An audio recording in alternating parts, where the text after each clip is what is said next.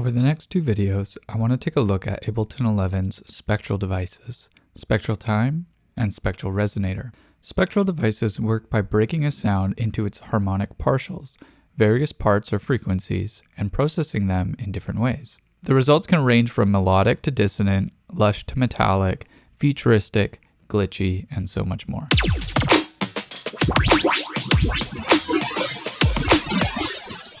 In this video, we'll be looking at spectral time, which freezes and delays the audio partials. Spectral time gets its name because it works primarily through delaying the partials, while the freezing portion of it can be likened to pausing a movie, freezing a certain frame and sustaining it. By default, it sounds like it's delaying the sound.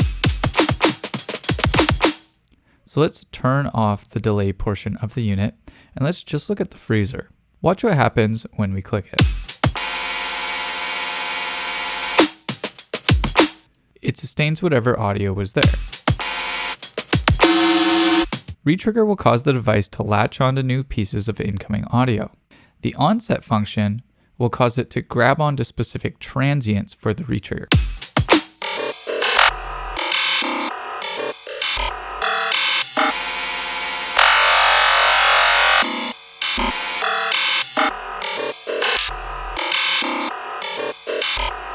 The higher the sensitivity, the stronger the onset transient detection.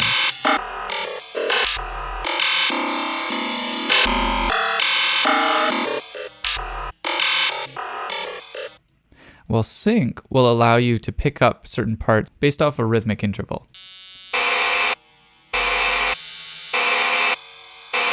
Using the onset is really nice for something like a drum kit. Beside that, we have the ability to fade in and out between these different freezes.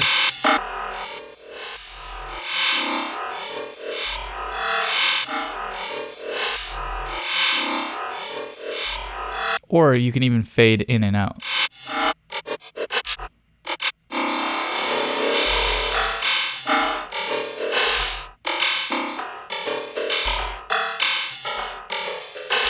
We can see all of this displayed over in the spectrogram. In the spectrogram section, there's this resolution feature.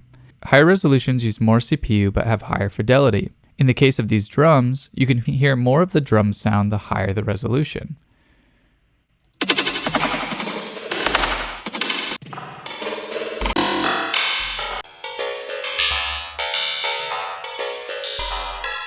In this case, I actually like the synthetic sound of the low feature.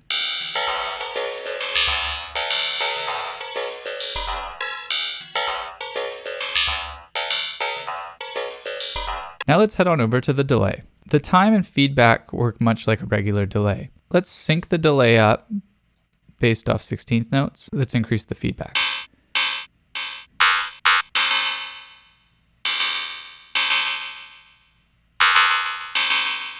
Now shift causes each delay to move up or down in hertz values.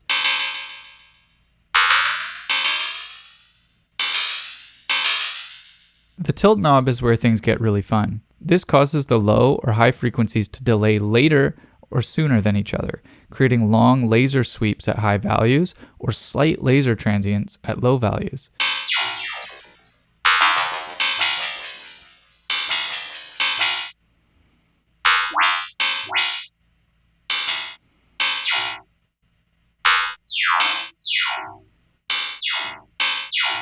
The spray value takes the frequencies and gives them different delay times within the spray range, spraying out the frequencies over a bigger time range.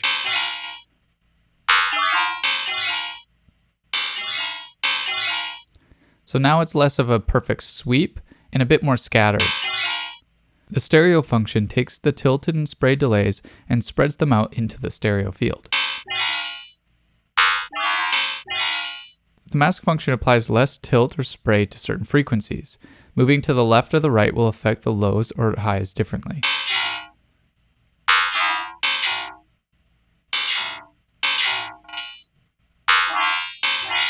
Then lastly, on the right here you can change the input volume, signal flow, whether the freeze or delay happen before or after one another, and a dry wet. So let's play around with this drum from a fresh preset. I'm going to keep some dry values so we always have the plain drums, and let's start to layer some cool sounds.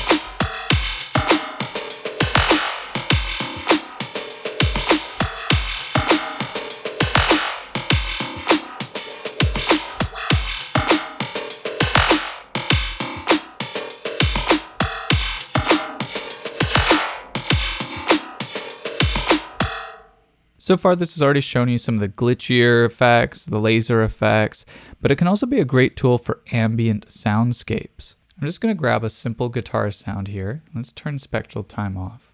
So let's just play around here with a new preset.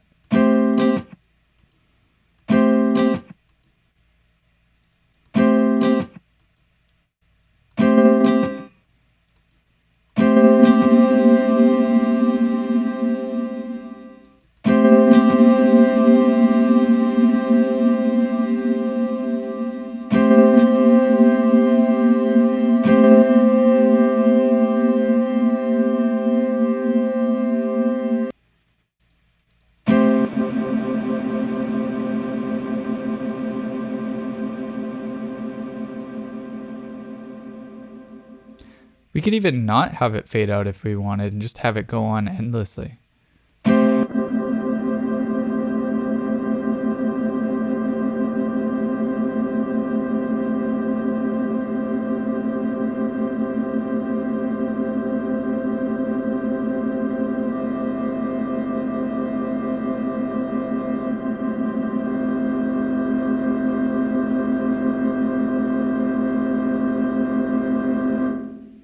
Imagine resampling that on tons of different types of sounds like vocals to create really cool pads. I also like using it to create variant layers for my snares and claps. For example, we have our clap here,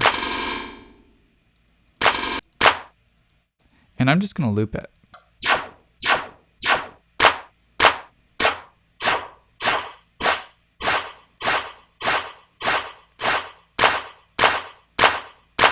See how we can create all different types of tails? If we recorded and resampled and played around with this, we could take one clap and create all these different variant versions.